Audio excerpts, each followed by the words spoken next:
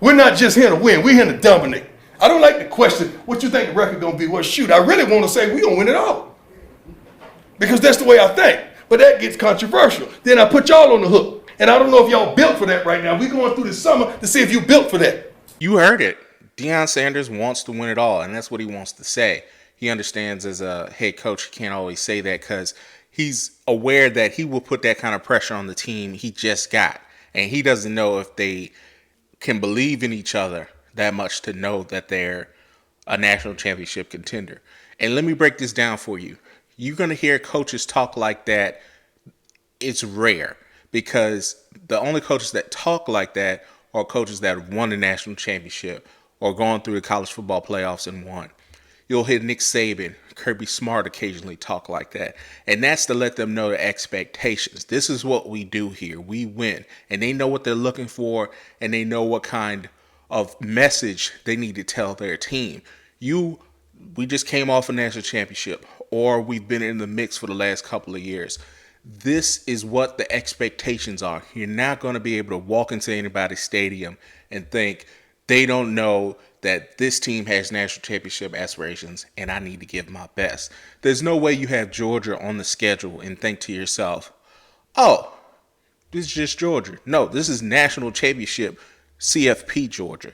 You got to get ready. You got to prepare that self in your mind. So he's letting the team know the expectations every time you walk into somebody's stadium. Not only they're trying to take your head off, they trying to shock the world. And Coach Prime is saying, I don't know if I have that team yet, but this is what I want to do. This is the kind of thoughts I want to have. And the reason why he has those kind of thoughts, that's the difference between any other coach and a Hall of Fame coach. He knows what it takes to get there. He knows he's played at big programs, Florida State, and then he's going to the NFL and won the Super Bowl. This is the messaging that the kids, these men, need to understand. The competition level is going to be at 101, all right? It's going to be at a different level, not only between themselves, but the gauntlet they got in front of them. You're going to be playing some of the biggest programs in the country in a few months, all right? If you're not thinking dominate, if you're not thinking win, you're going to get your ass handed to you, all right? So you got to think it in your mind. We not only coming, we here. All right. You have to have that just thought process. We're going to be playing USC. Who gives a shit? We're going to be playing Oregon. Who gives a shit? We're going to be playing TCU. Who gives a shit? Because we're here to dominate. We're trying to win it all. And you can't come into that kind of fall schedule and be timid about it. You can't go into that schedule and not be delusional about it. And I'm not saying delusional as far as they can't do that. Delusional as no one like them can challenge them and their thoughts to do that.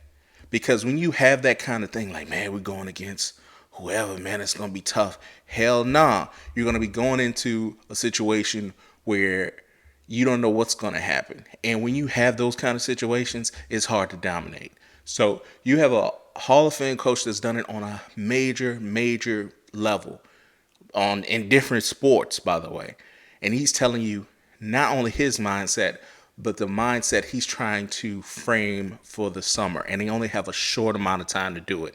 So many kids that are in that room right now were not in that room literally months ago. So there's been a turnover, and now they're going to try to get the pieces to fit together.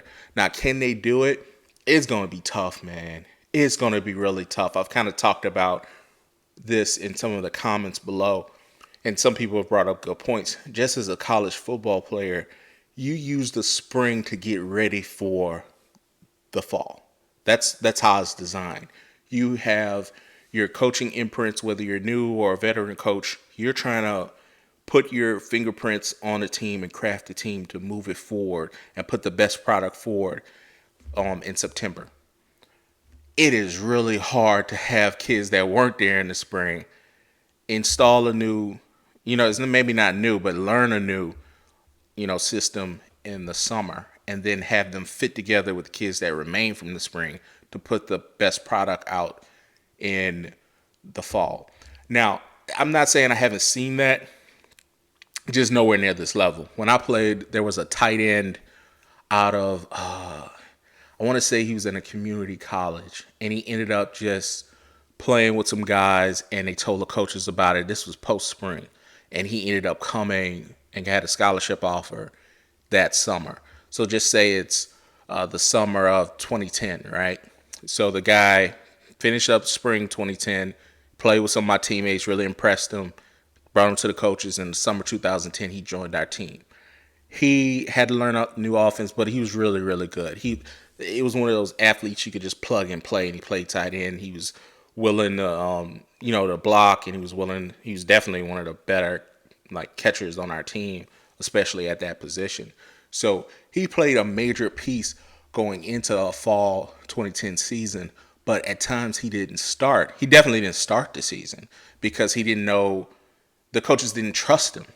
They didn't know him. They didn't know what he was going to do in game tape. So he got, plugged in a few games, and he started playing a lot of the snaps. He started a few games, and he ended up being a full-time starter the following year. The whole point of what I'm telling you that is, the key word I said was trust. The coaches needed to have trust in that player. How can you have trust in players when damn near 8 people are transfers that you didn't even see in the spring for the most part?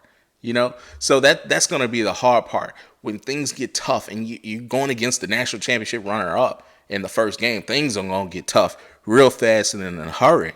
If you have some hiccups just to start the game, if you don't start the game fast, you go down, you give up a special teams touchdown, you give up a fumble return for touchdown, or your defense just has a lapse where a person has a blown coverage and they just throw the ball to him and they take it to the house. Those are hiccups. So those times are going to get tough. That's going to happen. You got to anticipate that in week 1. How do you have trust in a kid to know how he's going to respond when you haven't seen him in the spring at the very least? You've only seen him on tape on somewhere else. So that's going to be the hard part. You're going to say, man, how's this kid going to respond? It's how are these kids going to respond? Because I've never seen them live and in action. But I love this kind of mindset. It's really, bro, we are not here for the bullshit. We are not here for the timid stuff. We're not here for, will this happen for us? We are here to come in, hit somebody, and win, and go home. Come in here to dominate, win, go home, go to the next game. So it's not that I'm sure he does feel he's going to win it all. Coach Prime does feel like he wants to win it all. He wants to be the first HBCU head coach to go to Power 5 and win the national championship, first black coach to win the national championship ever. And college football has been around a long time. So that's kind of a ridiculous stat. So he wants to be all that first things to happen. I'm sure he believes that. Does he believe it for this particular season? Even if not, he has to let the kids know this is his expectation, and it's time to step up in expectation. Heritage Sports.